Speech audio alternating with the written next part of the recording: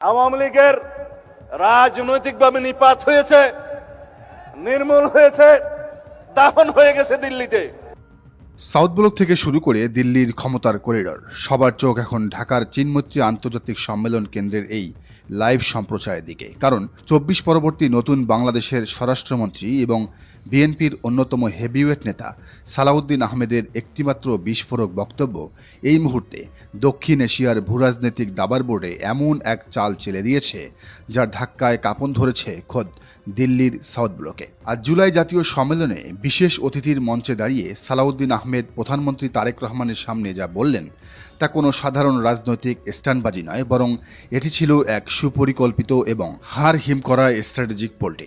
যে নেতাকে এতদিন দিল্লির সবচেয়ে বিশ্বস্ত ঘুঁটি বলে মনে করা হচ্ছিল, তার এই ১৮০ ডিগ্রি কোণে ঘুরে যাওয়া বক্তব্য কার্যত ভারতের তৈরি করা সমীকরণকে এক লহমায় ধূলিসাৎ করে দিয়েছে। চলুন সালাউদ্দিন আহমেদের এই চরম ইউটার্ন এবং ভারতের ছায়াতলে থাকা আওয়ামী লীগের ফেরার ব্লুপ্রিন্ট ধ্বংসের নেপথ্যে থাকা সেই রুদ্ধশ্বাস গল্পটি জেনে আসা যাক। ঘটনার গভীরে যেতে হলে আমাদের একটু চোখ রাখতে হবে সালাউদ্দিন আহমেদের অতীতের সেই রহস্যময় টাইমলাইনের দিকে। ভারতের মেঘালয়ের শিলংয়ের পাহাড় ঘেরা জনপদে দীর্ঘ এক নির্বাসিত জীবন কাটিয়ে ২৪-এর গণ অভ্যুত্থানের পর যখন তিনি দেশে ফেরেন, তখন রাজনৈতিক মহলের একটি বড় অংশের ধারণা ছিল তিনি হয়তো পর্দার আড়ালে দিল্লি থেকে বিশেষ কোনো কূটনৈতিক ট্রেনিং বা অ্যাসাইনমেন্ট নিয়ে এসেছেন। গুঞ্জন ছিল বাংলাদেশে ভারত এবং আওয়ামী লীগের পুনর্বাসনের ক্ষেত্রে এক অদৃশ্য সেতু হিসেবে কাজ করবেন এই সালাউদ্দিন আহমেদ। কিন্তু ৪ঠা জুলাইয়ের এই দুপুরের সম্মেলন কেন্দ্রের বিশাল স্পিকারে যখন তার কণ্ঠস্বর প্রতিধ্বনিত হতে শুরু করল, তখন লহমার মধ্যেই ফিকে হয়ে গেল দিল্লির সমস্ত মনস্তাত্ত্বিক ছক। সালাউদ্দিন আহমেদ অত্যন্ত ঠান্ডা মাথায় কিন্তু নিখুঁত এবং ঝাঁঝালো শব্দ চয়নে সংসদের ভেতরের মতোই সেই অমোঘ সত্যের মতো করে ঘোষণা করলেন, আওয়ামী লীগের রাজনৈতিক পতন, নিপাত এবং নির্মূল ইতিমধ্যেই সম্পন্ন হয়ে গেছে, আর তাদের রাজনৈতিক দাফন হয়ে গেছে খোদ দিল্লিতে। সেই আওয়ামী লীগ আর কোনোদিন এই স্বাধীন বাংলাদেশের মাটিতে মাথা তুলে রাজনীতি করতে পারবে না। সেই আওয়ামী লীগ বাংলাদেশে আর কোনোদিন রাজনীতি করতে পারবে না। রাজনৈতিক দল হিসেবে তাদের জঘন্যতম অপরাধের বিচার দাবি করা হয়েছে। আন্তর্জাতিক অপরাধ ট্রাইব্যুনাল সহ সর্বত্র তদন্ত পরিচালিত হচ্ছে। খুব শিগগিরই তাদের ইতিহাসের নিষ্ঠুরতম বিচারের কাঠগড়ায় দাঁড় করানো হবে। আইন অনুযায়ী তাদের সর্বোচ্চ শাস্তি নিশ্চিত করা হবে। এই একটিমাত্র প্যারাগ্রাফ যখন প্রচার হলো, তখন ভারতের সাউথ ব্লকের গোয়েন্দা সংস্থা র এবং দিল্লির থিঙ্ক ট্যাঙ্কের কপালে চিন্তার ভাঁজ পড়তে বাধ্য। কারণ ভারত যাকে সামনে রেখে বাংলাদেশে নিজেদের প্রভাব টিকিয়ে রাখার শেষ চেষ্টাটি করছিল, সেই সালাউদ্দিন আহমেদই আজ পুরো সমীকরণ উল্টে দিলেন।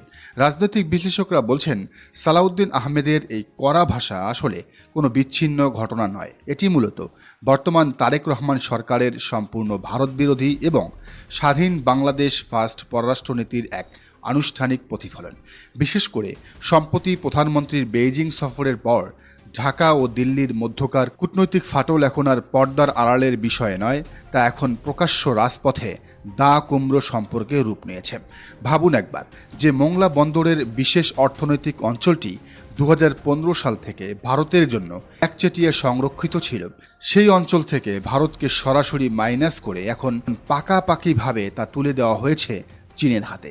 শুধু তাই নয়, ভারতের বুক চিরে যাওয়া শিলিগুড়ি করিডর বা চিকেন স্নেকের ঠিক নাকের ডগায় তিস্তা মহাপরিকল্পনার সম্পূর্ণ কারিগরি এবং ভৌত কাঠামো বদলানোর গ্র্যান্ড প্রজেক্ট সঁপে দেওয়া হয়েছে বেইজিংয়ের পাওয়ার চায়নার হাতে।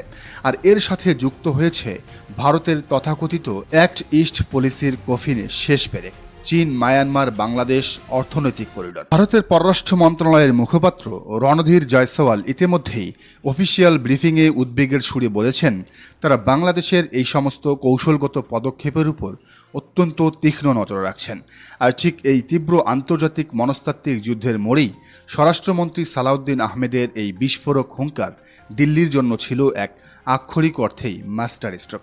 এই রায়ের পর বা এই বক্তব্যের পর সবচেয়ে বড় ট্র্যাজেডি এবং হাহাকার তৈরি হয়েছে ভারতের মাটিতে নিরাপদ আশ্রয়ে বসে থাকা আওয়ামী লীগের নীতি নির্ধারকদের মাঝে।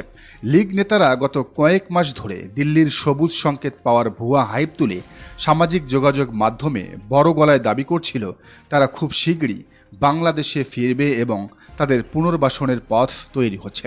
কিন্তু স্বরাষ্ট্রমন্ত্রীর এই এক লাইনের পোলটি তাদের সেই ফেরার সমস্ত গোপন ব্লুপ্রিন্টকে মুহূর্তের মধ্যেই স্রেফ মূল্যহীন কাগজের টুকরোয় পরিণত করেছে।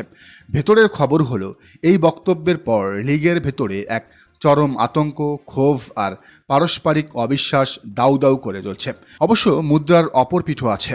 দেশের কিছু চরম বাস্তববাদী বিশ্লেষক মনে করছেন এটি হয়তো সালাউদ্দিন আহমেদের এক নিখুঁত রাজনৈতিক ছদ্মবেশ। 24 জুলাই গণ অভ্যুত্থানের সেই ক্ষুব্ধ এবং জাগ্রত তরুণ সমাজ, যারা ফ্যাসিবাদের বিন্দুমাত্র পুনর্বাসন বরদাস্ত করতে রাজি নয়, তাদের শান্ত রাখতেই হয়তো এই তীব্র ভারত বিরোধী এবং লীগ বিরোধী স্ট্যান্ডবাজির আশ্রয় নিয়েছেন স্বরাষ্ট্রমন্ত্রী সালাউদ্দিন আহমেদ। কারণ তিনি খুব ভালো করেই জানেন, জনগণের এই পুঞ্জীবিত ক্ষোভের আগ্নেয়গিরিকে যদি সামলানো না যায়, তবে তা যে কোনো মুহূর্তে সরকারের মসনদকেও ঝুঁকির মুখে ফেলতে পারে। কৌশলগত দাবার বোর্ডের চাল কিন্তু ইতিমধ্যেই শুরু হয়ে গেছে।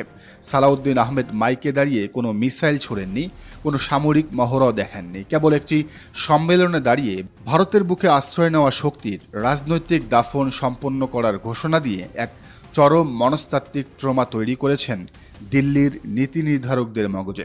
এখন দেখার বিষয়, সালাউদ্দিন আহমেদের এই আইনি এবং রাজনৈতিক প্রেসক্রিপশন কি আসলেই আওয়ামী লীগকে বিচারের কাঠগড়ায় দাঁড় করিয়ে চিরতরে নিষিদ্ধের পথে নিয়ে যাবে, নাকি পর্দার আড়ালের অদৃশ্য ভূরাজনৈতিক সমঝোতার খেলা শেষ হাসি হাসবে। তারই এক রুদ্ধশ্বাস কাউন্টডাউন শুরু হয়ে গেছে দক্ষিণ এশিয়ার ক্ষমতার অলিন্দে। দর্শক, সালাউদ্দিন আহমেদের এই বক্তব্যকে আপনি কিভাবে দেখছেন জানার মন্তব্যের ঘরে। আর এই চ্যানেলে নতুন হলে অবশ্যই সাবস্ক্রাইব করুন এবং বেল আইকনটি বাজিয়ে রাখুন, যাতে পরবর্তী ভিডিওর নোটিফিকেশন আপনি পান।